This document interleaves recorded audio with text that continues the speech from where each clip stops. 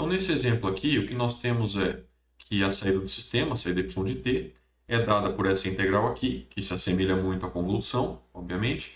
E a pergunta é, determine qual seria a resposta ao impulso do sistema e qual seria a resposta do sistema se a entrada fosse x de t, u de t mais 1, u de t menos 2. E aí nós temos diferentes abordagens que poderiam ser adotadas para resolver esse problema. Vamos começar com uma que é um pouco mais intuitiva. Então nós teríamos aqui que no item A, determinar a resposta ao impulso. Se eu quero determinar a resposta ao impulso, o que eu tenho que fazer? Aplicar na entrada um impulso. Então, se eu faço x de t igual a delta de t, o que acontece? Nós temos, então, o y de t, que vai ser igual à integral de menos infinito até t, de e na menos t menos tal, delta de tal menos 2 de tal.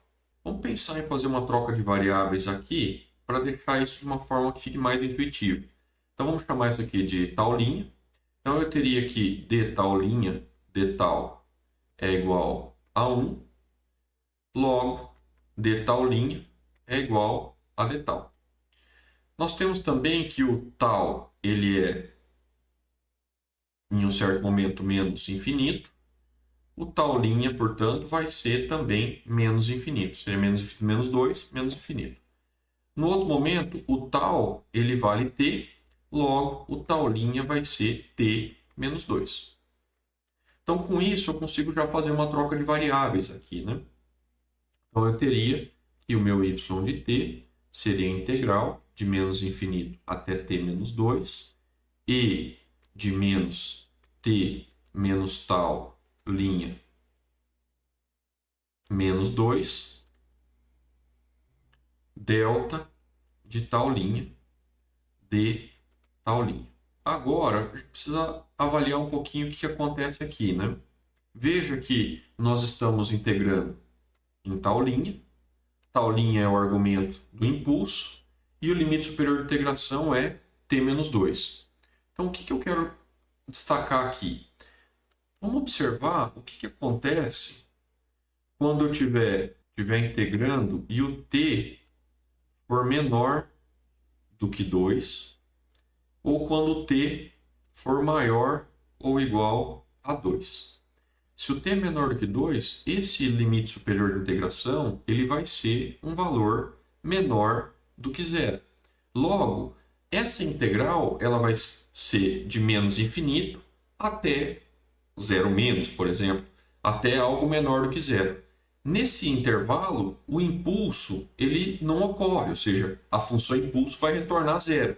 Logo, quando eu multiplico essa função impulso pela minha exponencial e integro, nesse intervalo de menos infinito até t menos 2, se o t for menor do que 2, o resultado vai ser sempre zero. Agora, o que acontece se o meu t for maior do que 2?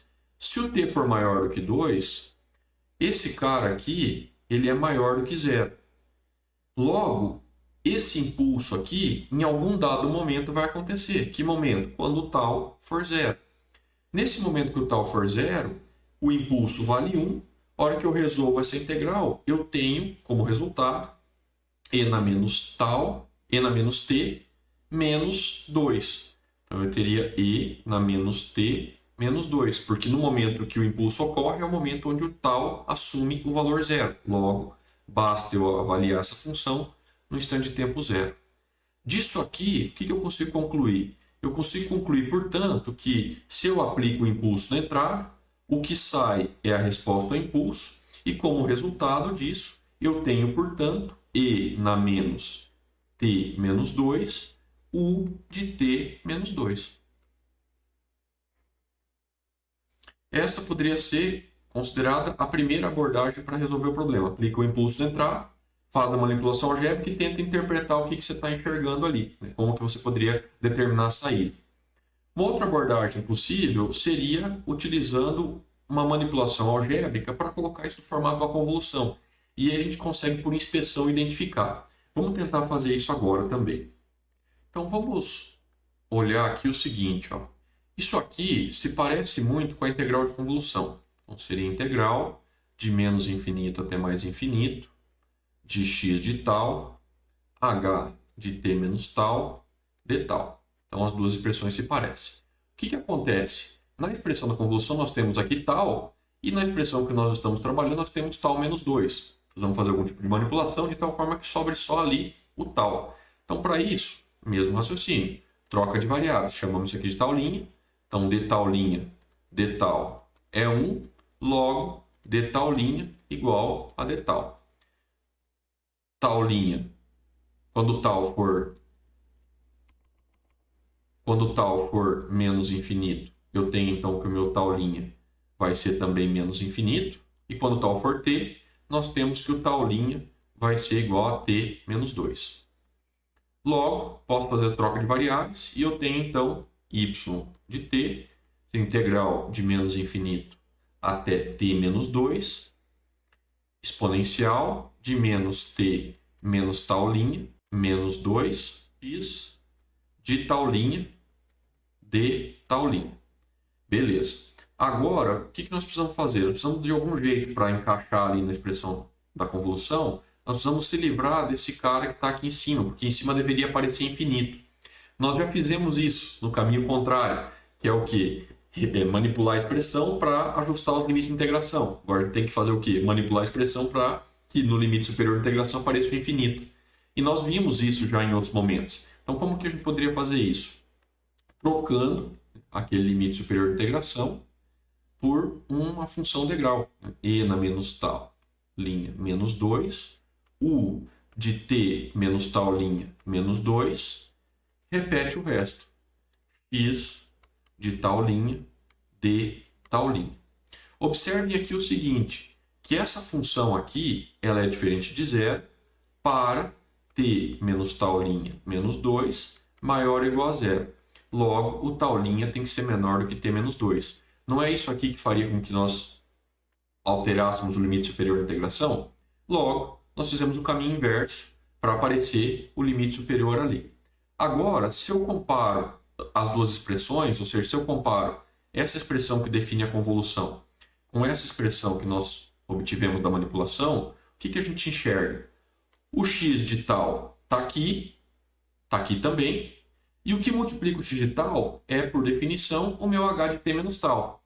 Então, quer dizer, isso tudo aqui seria o meu h de t menos tal. Só que o que eu quero determinar é o h de t. Logo, o tal tem que ser assumido zero.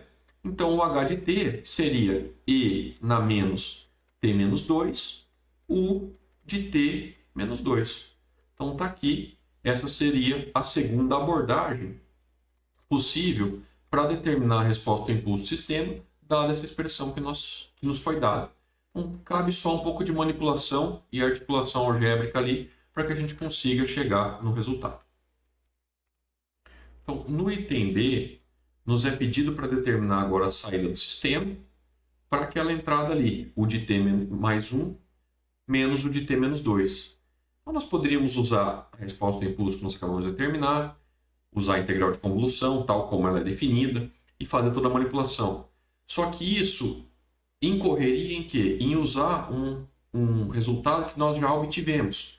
Talvez faça mais sentido para a manipulação aqui, ou seja, menor chance de cometer erro, usar a própria expressão dada. O que eu tenho que fazer então? Substituir o x de t na expressão e manipular. Isso evita com que a gente use um resultado prévio, ou seja, o resultado que a gente obteve no item A. Embora esteja correto, pensando numa resolução de um exercício de prova, alguma coisa assim, pode ser que você acabe cometendo um erro no exercício B porque o A não está correto. Então vamos, num primeiro momento, tentar o quê? Simplesmente substituir o x na expressão e fazer o desenvolvimento devido. Então nós teríamos ali que o y de t seria integral de menos infinito até t, e na menos t menos tal, u de tal menos 2 mais 1, menos u de tal menos 2 de tal. Então, é isso aqui que a gente precisa resolver. Aqui, nós teríamos, então, tal menos 1, e daqui nós teríamos, então, tal menos 4. Logo, o que eu tenho, então, é a integral de menos infinito até t, e de menos t menos tal, que multiplica o de tal menos 1 de tal. Já quebrei a integral ali sobre a soma. Seria a integral de menos infinito até t. E de menos t menos tal. U de tal menos 4 de tal. O que eu observo aqui? Que essa função ela é diferente de zero para tal maior ou igual a 1. Não tem por que eu começar a integrar lá em menos infinito. Poderia começar a integrar em 1. E o que eu consigo concluir daqui também é que o tal ele está preso dentro do intervalo de t até 1. Logo, o t tem que ser maior do que 1. Ou seja, o t menos 1 tem que ser maior do que 0. E para essa outra função aqui nós temos que ela é não nula quando tal menos 4 maior do que 0, quando tal for maior ou igual a 4.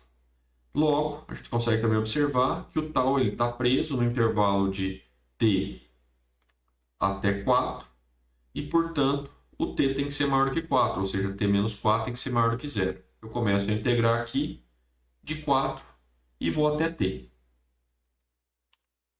Então, nós temos aqui a integral de 1 até t, de e na menos t menos tal, de tal.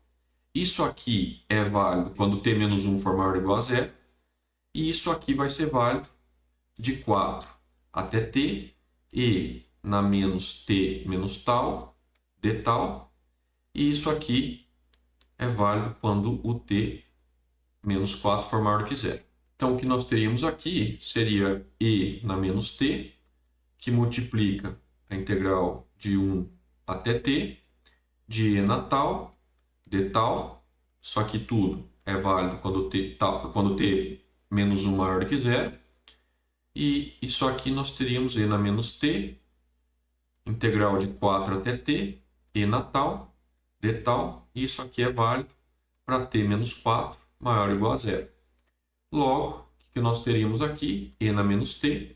A integral aqui daria e na tal, de 1 até t, menos e na menos t, e na tal, no intervalo de 4 até t.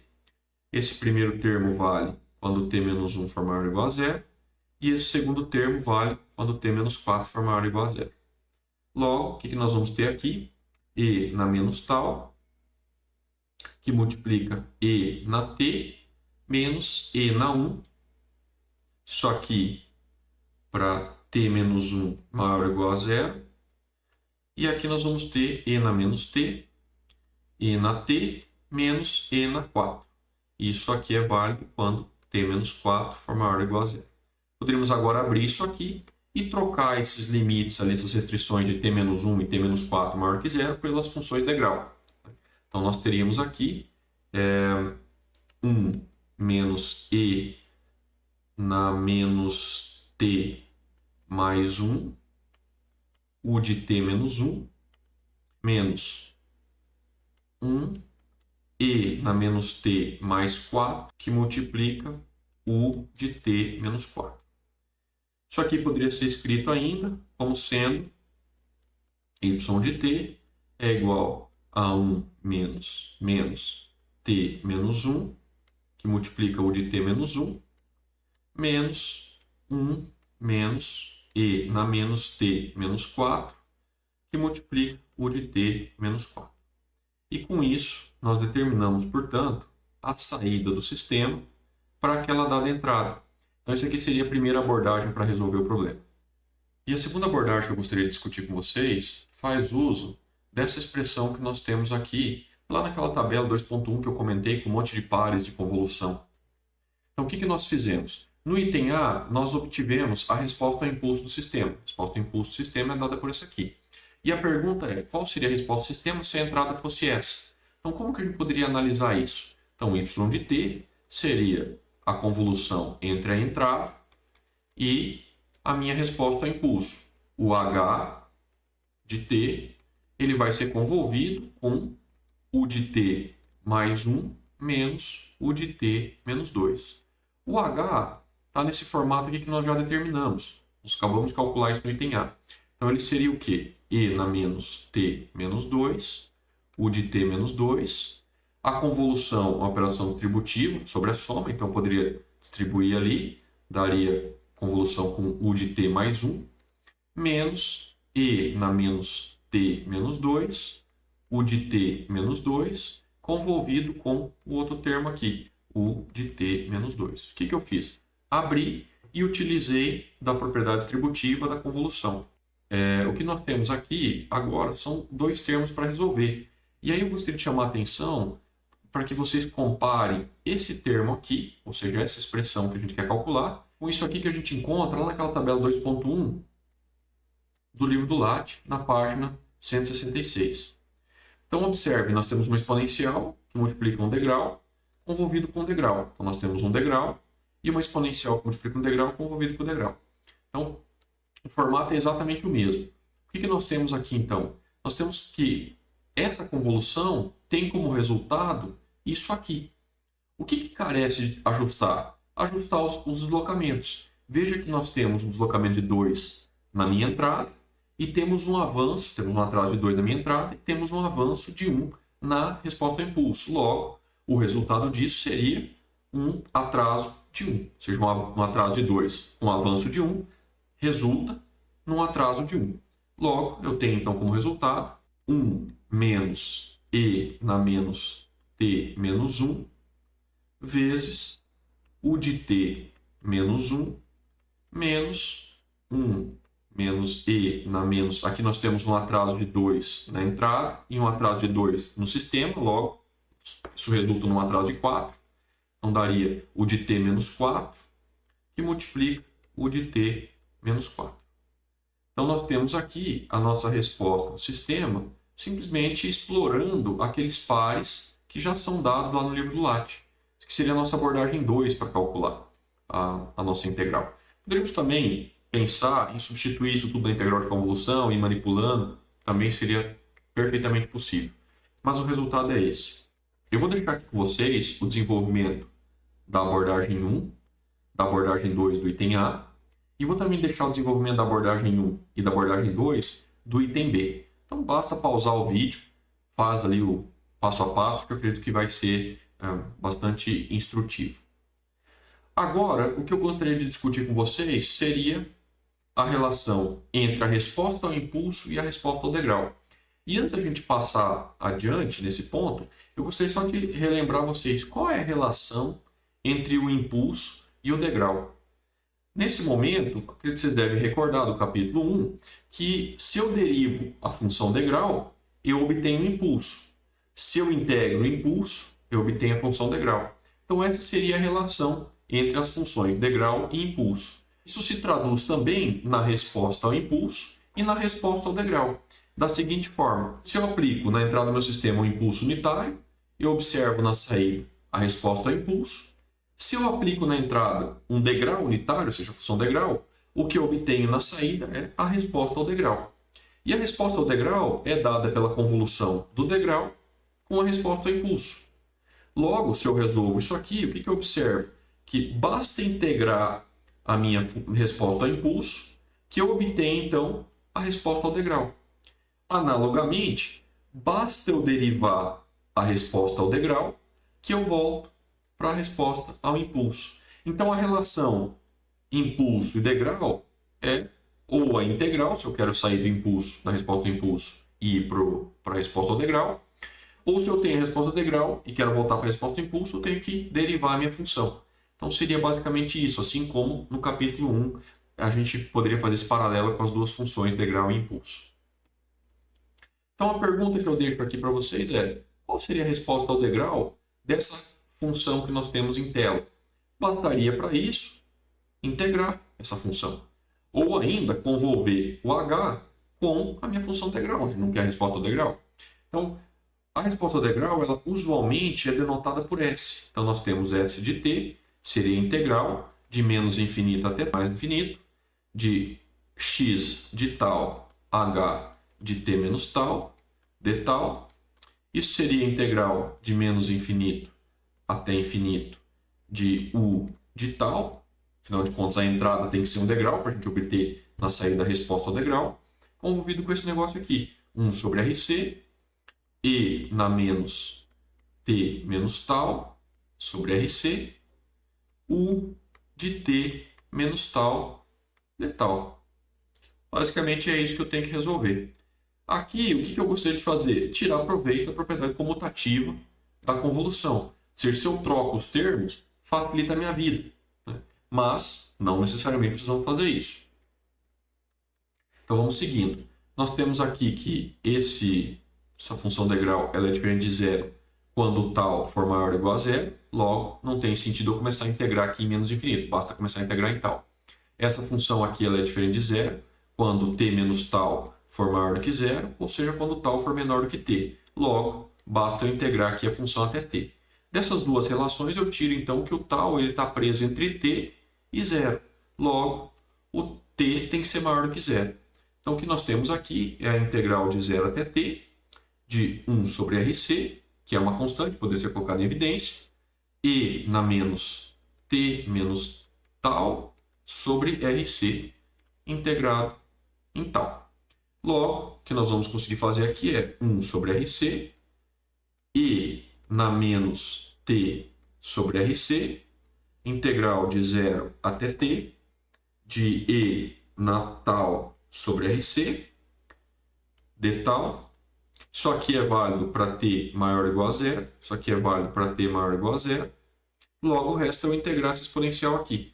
Nós teremos então 1 sobre RC, e na menos t sobre RC, vezes 1 sobre RC, esse RC cancela com esse aqui, e na tal sobre RC, no intervalo de 0 até t. E isso aqui é válido para t maior ou igual a zero. O que eu tenho aqui então seria e na menos t sobre RC, que multiplica e na t sobre RC, menos e na zero. Isso aqui é válido para t maior ou igual a zero. Logo, poderia abrir agora isso aqui, e eu tenho então 1 menos e na menos t sobre RC, vezes u de t.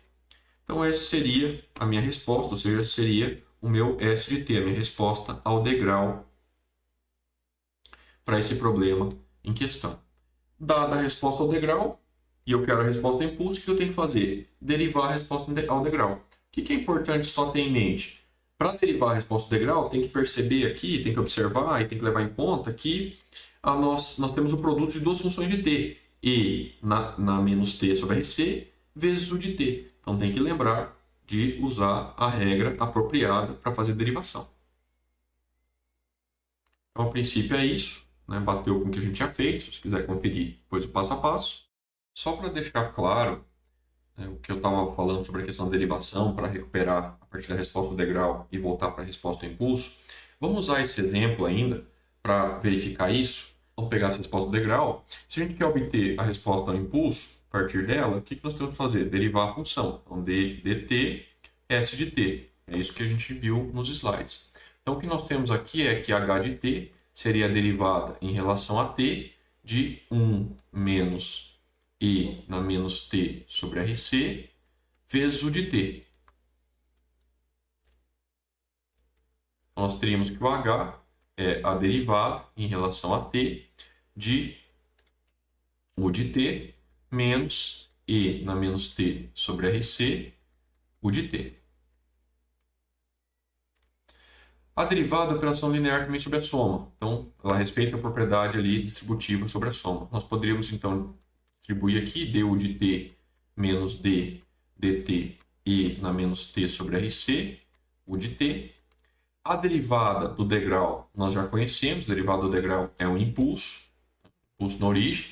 Afinal de contas, o degrau tem esse formato aqui. Se eu venho derivando ele aqui de menos infinito até zero, a derivada de zero é zero. Essa variação abrupta aqui ela é caracterizada usando a função impulso. E depois a derivada de uma constante é zero de novo. Então sobra só aquele impulso na origem ali que caracteriza a derivada da minha função degrau. Menos, aqui nós temos o quê? Nós temos duas funções de t que estão sendo derivadas. Logo, eu tenho que usar a regra da cadeia. A derivada em relação a x de u vezes V é V du mais U dV. Logo, o que nós temos que aplicar é isso. Então, vamos chamar aqui o primeiro termo de U, o segundo termo de V, e aí nós poderíamos calcular assim, né? Então, V seria U de T, vezes a derivada dessa função, que seria o quê? Menos 1 sobre RC, que multiplica E na menos T sobre RC. U, E na menos T sobre RC, vezes a derivada do V. O V é o meu U, logo, a derivada dele seria delta de T.